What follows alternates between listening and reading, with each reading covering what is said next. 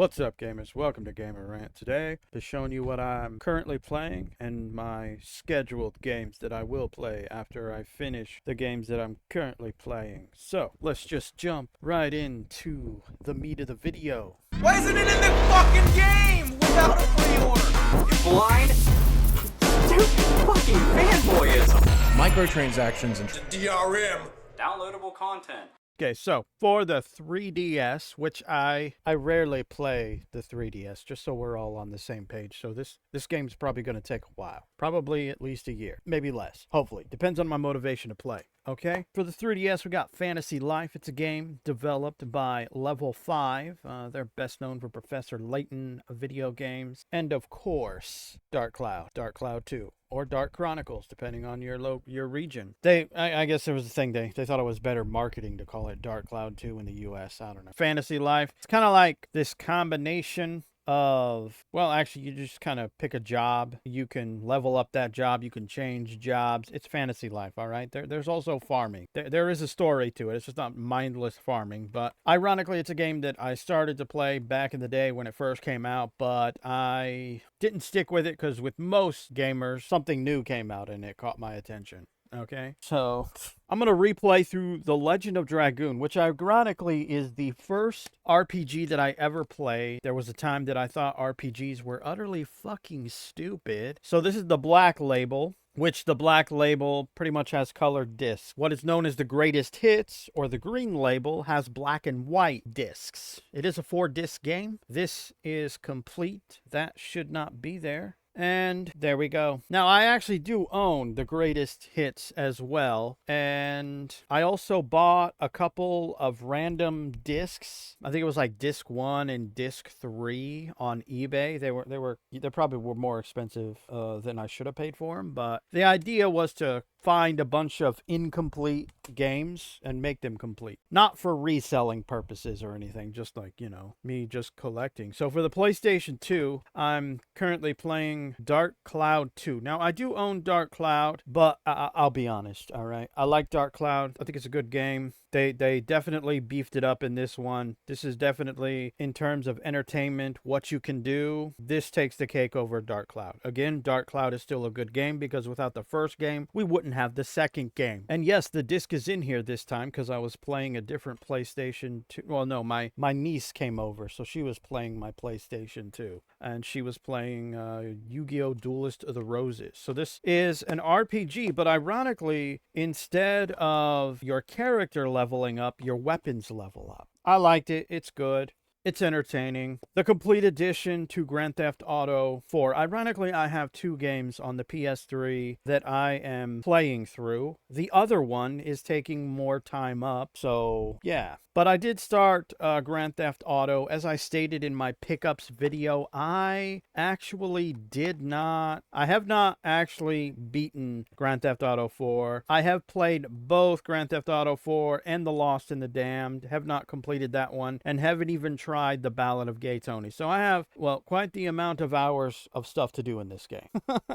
Now, the game that has been taking up my time, because I've been replaying Rockstar's, Red Dead Redemption Game of the Year edition. I think this was about $17 on eBay. I had seen Red Dead in some of my local game stores, but I wanted the version that came with Undead Nightmare, which they didn't have. So I went to eBay, found one for like $18, free shipping. So yes, a lot of classic things in this particular game. I put it in, and just the memory of seeing, the gunshots with the bullets and then the Rockstar logo showing up, that brings back some good old memories. I mean, I spent hours playing through this game. I did actually, ironically, go through and beat this game completely. Even the Undead Nightmare, I did that as well. So I'm just kind of replaying it because it's been years since I've actually, played this game. All right, so I couldn't find the game case, so I thought I would just grab the old PSP. What I'm currently playing on the PSP is Jean d'Arc. Now, this is a tactics RPG. Ironically, it's actually the first tactics RPG that I ever played. It is by Level 5. They also did White Knight Chronicles, which is, the White Knight Chronicles 1 and 2 is probably not their best, their best foyer of this. Now, let's see, will it show it? I think it should. So, my original playthrough, I was on Chapter 7. I got to level 56, and I couldn't remember anything because, I mean, yeah. This one was originally backdated all the way to 2016, which was the last time that I played it. So here's another example. This was a save because I think I had to make a decision in the game. So I saved it at this area, which is Chapter 5. Last played October 16, 2016 at 11 p.m. But I couldn't remember, so I started a new game. So that is the games that I am currently playing. Now let's jump into the games I plan on playing. So for the PSP, Lunar Silver Star Harmony. So apparently this is like a remaster or a re-release, probably a re-release from the, like, I believe it came out on one of the Genesis systems as well as the PlayStation. I'll admit I didn't play it on the original. This is the first time I ever owned it. Not like right now. I've had this for quite the amount of years. But I didn't know it was originally released on a home console. RPG, turn-based, 2D graphics, doesn't bother me. I plan on playing it. I like RPGs. It's actually the largest amount of games that I actually play in general. Okay, so for the GameCube, which I have not actually connected my system, I think it's because I still need to locate the memory card. So this is definitely like the to-do back burner list. But I remember playing, ironically, Star Fox 64. This came out. Ironically, my dad played Star Fox. Him and my mom had a GameCube, so he also purchased it because he liked Star Fox 64, and he did play it. I don't remember him actually beating it. He was the first one to beat Super Mario 64, but that's also because he was the adult, so he could hog the Nintendo 64, whereas us kids, it was kept in the living room, and the only time we were allowed to play it, we always had to ask permission, was if our parents went somewhere or if our mom, because she had a tendency to like put headphones on, sit in a rocking chair, not a wooden one, like a recliner rocking chair, and she'd basically take a nap. So usually if we knew she was going to do this, we'd ask her if we could play a video game, and usually most of the time, 50% of the time, she'd say yes. We used to go to our uncle's house, and that's how we were introduced to Star Fox 64. We were also introduced to Blast Corps. I love that game, all right? In fact, that's something I need to do, is I need to get a Nintendo 64 because I do have some 64 games. I'm totally going to be playing them. Some I played as a kid, some I just heard about, so I thought I would pick them up. But yes, Star Fox, never actually beat this game because, again, kid, had to ask permission, never really owned it. I have owned it myself for quite a few years. I just never taken the time to actually sit down and play through Star Fox Adventures, which, yes, in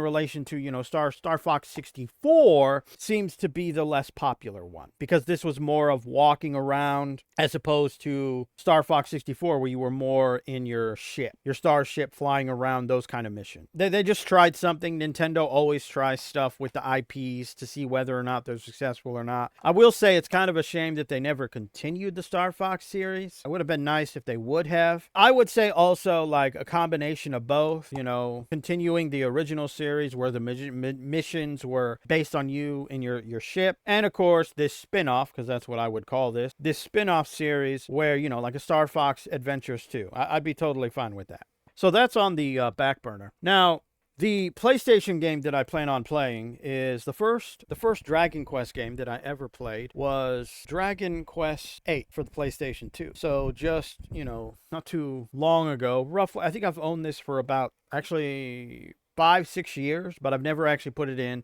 This is Dragon Warrior number 7. This is before it became Dragon Quest, because there was some kind of weird copyright thing copyright trademark happening in the US, you know, good classic stuff going on here. This is a 2-disc, which is kind of ironic because it's a 2D. I've never actually played through this. It is currently the older Dragon Warrior / Quest game that I own. I used to own a bunch for like re-releases on the Nintendo DS, so 3DS, etc. And I kind of regret getting rid of them because they are massively expensive, right? So this is for the PlayStation to come. Now, we saw on the PlayStation 2, I'm currently playing Dark Chronicles / Dark Cloud 2, but I thought I would jump into Shadow of the Colossus. Now, this is a game, ironically, I've never actually played. I heard about back in the day when it came out on the PlayStation 2, heard positive things, sat there, thought, oh, I should get it, but I never actually went and picked it up. I picked this one up in an eBay lot, maybe about 2-3 years ago, and I figured I just recently saw somebody playing the re-release on PlayStation Network or some shit, and so yeah, this is going to be my next PlayStation 2 game. My first Elder Scrolls game was Skyrim. Okay, so for the 360, I do own Oblivion, so this is actually the game I'm going to jump into. My Xbox is currently not set up, so it's pretty much just me setting up my Xbox and playing through Oblivion for literally the first time. Unfortunately, my case is broken. I think it is. Oh, no, it's not. I thought it was cracked. It's just really flimsy. So this will be like, I have started this a few times, like on the PC. I think I even started it maybe 2 years ago on my Xbox when I had it connected, but I never actually dedicated myself to playing it. I guess this is one positive of me selling some of my newer consoles because I needed some money, was it's allowing me to play older games. Now, once I finish Red Dead and Grand Theft Auto 4 in that order, I'm gonna jump into the BioShock series because I've never actually played BioShock. I do have BioShock Infinite for the PS3. Saw this, comes with both, so this is the one that I'm going to be jumping into in that relation.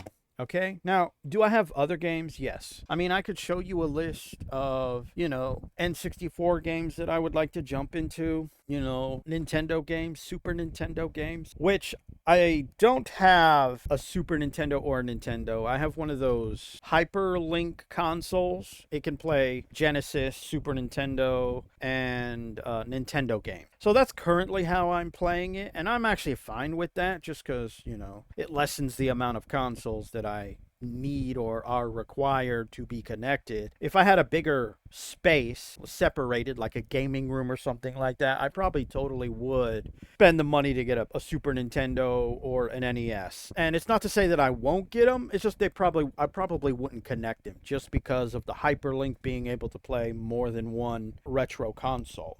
So that kind of, because I own a Genesis, but I don't have it connected because, I have a machine that can play Genesis, Super Nintendo, and Nintendo games. So that's, less cables, less stuff plugged in. It's a positive. Anyway, this is the games that I'm currently playing and the games I plan on playing. I hope you enjoyed this video in some fashion or form. And remember, gamers, if you're not voicing your thoughts, concerns about the bullshit in gaming, the bullshit gamers say and do, the hypocrisy of game journalists, publishers, and developers, you just might be a part of the motherfucking problem. Also, don't forget to enjoy gaming. Whether we're talking classics, whether we're talking retro, because I don't have any retro cartridges near me, ladies and gentlemen, or even whether we're talking more modern day games. Yes, microtransactions suck fat nutsacks, but you're only as bored as you make yourself to be.